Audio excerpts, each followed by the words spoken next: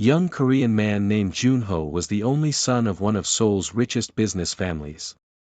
His life was perfect, luxury cars, designer suits, and a future already planned by his father. But deep inside, Junho felt trapped in a world where love was a deal, not a feeling. One rainy night, his car broke down on a quiet street. A yellow taxi pulled over, and behind the wheel was a kind middle-aged man. In the passenger seat was his daughter, Haun, a simple, cheerful girl helping her father with night shifts. Junho sat in the back, watching her laugh as she wiped rain off the window. Something about her made his heart feel real. The next day, he couldn't stop thinking about her. He found her again by chance, this time at a small convenience store, where she worked part-time after school.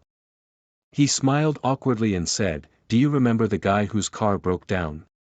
She laughed and said, "Yeah, the one who looked too expensive for a taxi." From then on, they started meeting secretly.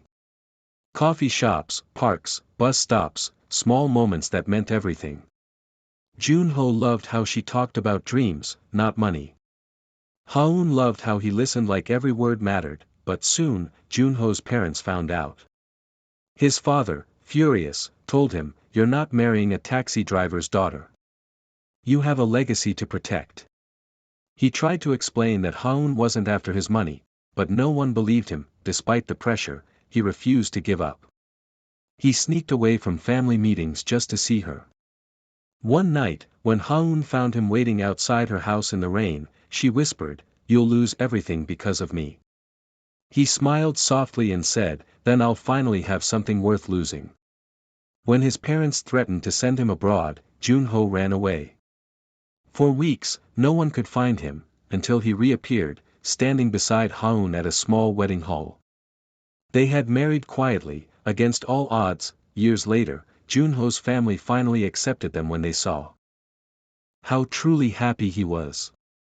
The rich boy who had everything found the one thing money could never buy, real love. At their anniversary, he looked at Haun and said, "You drove me to love the same way your father drove that taxi, through the rain, through the dark, but always toward home."